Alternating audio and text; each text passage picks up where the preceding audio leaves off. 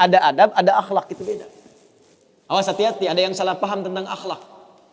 Nggak bisa bedakan apa akhlak, apa adab, itu lain. Kalau adab, itu nilai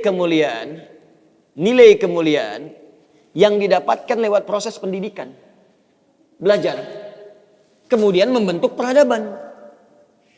Karena itu saat syarat untuk mendapatkan adab dan peradaban, itu syaratnya bukan iman, syaratnya belajar. Makanya di Mesir ada peradaban dulu, peradaban Mesir, peradaban Mesopotamia, ya, peradaban Yunani. Apakah saat itu beriman semua? Belum tentu. Kalau dia mau belajar, dia bisa mendapatkan adab dan bisa membangun peradaban. Makanya banyak orang beradab di Jepang banyak. Disiplin, ngantri betul Pak.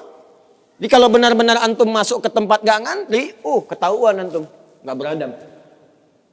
Bahkan untuk naik eskalator pun dibagi. Kanan untuk yang buru-buru, kiri untuk yang stay tinggal.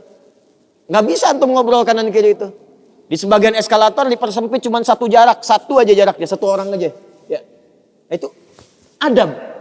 Disiplin ada. Selandia Baru bagus-bagus, disiplin. Ya, jujur. Saya kemarin ke Jepang, di Tokyo. Itu mau lewat zebra cross, mau nyebrang. Terus saya lihat teman-teman, ada emas. Emas betulan, bukan Mas Yono, Mas Arif, bukan. Emas betulan, anting gitu ya, anting. Emas. Disimpan di satu tempat, di pinggir jalan. Ya, di dekat portal itu. Saya tanya ini kenapa nggak ada yang ngambil? Saya tahu sebetulnya karena tiap tahun kita kunjungan ke sana, ke masjid kita di sana. Katanya Masya Allah Ustaz, di sini kalau ada barang apapun ditemukan di jalan, tidak ada yang berani ngambil. Kalau dia di jalan tempat orang lewat akan dipindahkan ke pinggir. Ya, supaya tidak rusak, tidak terkena injakan orang dan sebagainya. Dan mudah orang menemukannya. Jadi kalau dia nyusur kemana, cari ke pinggirnya. Ya, kalau kemungkinan dia bisa nyampaikan, dia cari petugas kepolisian terdekat, dia sampaikan. Supaya dicarikan siapa pemiliknya. Kalau bisa diantarkan. Itu adab namanya. Adab. Jadi kalau Anda ingin mendapatkan adab, ya ukurannya tidak hanya negeri muslim, non-muslim pun bisa mendapatkan itu. Tapi akhlak beda. Akhlak itu nilai kemuliaan yang dihasilkan dari proses ibadah kepada Allah Subhanahu wa taala. Makanya ada orang beradab tapi belum tentu berakhlak. Nilai kemuliaan yang dihasilkan dari ibadah dan itu fitrah kehidupan. Makanya kehidupan kita saat diciptakan, ya prosesnya disebut khalaq. Iqra bismi rabbikal ladzi khalaq, proses penciptaannya. Yang menciptakan disebut Khaliq. Quran surah Quran surah 96 ayat 1, sekarang Quran surah 15 ayat 28. Wa idh qala rabbuka lil malaikati inni khaliqum basyara. Di proses penciptaannya disebut khalaq, penciptanya disebut khaliq. Makanya Allah disebut sang khaliq. Kita makhluk. Bentuknya bisa jin, ya, bisa manusia, bisa hewan. Makanya saat disebutkan jin dan manusia menggunakan khalaq. Wa ma khalaqtul jinna wal insa illa liya'budun. Karakter itu, ya, karakter kemanusiaan kita, fitrah kita hidup. Kalau ingin mulia, maka diharuskan ibadah, liya'budun ibadah. Supaya apa? Mendapatkan akhlak. Akhlak senapas dengan khuluq. Kalau sudah terkumpul pada diri kita berubah jadi khuluq. Itu yang disebut surat Al-Qalam. Ketika memuji Nabi SAW. Wa innaka la'ala khuluqin azim. Bagaimana Nabi mendapatkan khuluq? Ibadah.